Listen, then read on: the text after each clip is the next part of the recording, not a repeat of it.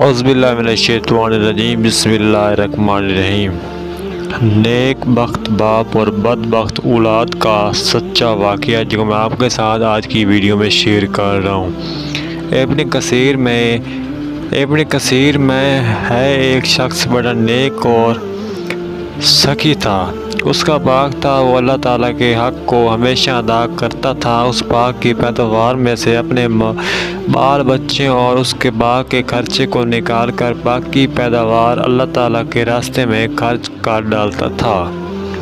इसलिए अल्लाह ताला ने उसके माल में बड़ी बरकत दे रखी थी। इसके इंतकाल के बाद जब उस बाग के वारिस उसकी औलाद हुई तो बाप के इस खर्च का हिसाब किया तो बहुत ठहरा। इन लोगों ने आपस में मशवरा करके ये तय किया कि हकीकत में हमारा बाप बहुत बड़ा ही बेवकूफ़ और नादान था, जो इतनी बड़ी रकम मुफ्त खोरों, गरीबों और मस्कीनों में मिला वजह दे दिया करता था।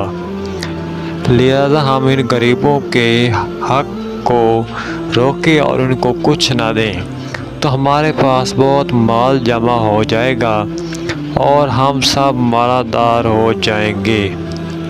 जब ये मशवरा कर चुके और बाग के फल पक गए और खेती तैयार होगी तो रात ही को उन लोगों ने कस्में खाकर सुबह होने से पहले रात के वक्त चलो और रात को फल तोड़ लाओ ताकि किसी को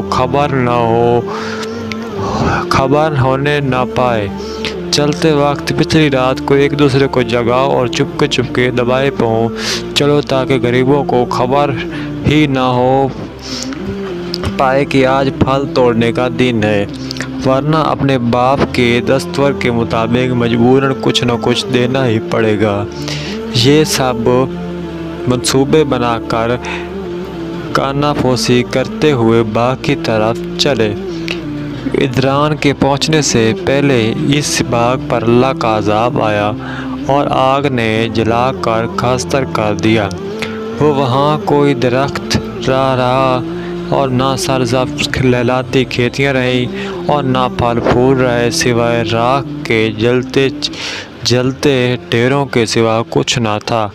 ऐसा मालूम होता था कि कभी यहाँ बाग था ही नहीं। जब ये लोग वहाँ पहुँचे और ये माजरा देखा तो हक्के बक्के होकर रह गए और हैरान व परेशान हुए। फिर वापस आपस में कहने लगे कि हम रास्ता भूल गए, पर निशानियात वगैरह देखकर समझ गए और कहने लगे हमारी बदनीति और बदबख्ती के सबब पर बर्बाद कुन और बुरे नताइज निकले हैं। अपनी गलती का इतराफ़ करते हैं और एक दूसरे को मुलामत करते हैं।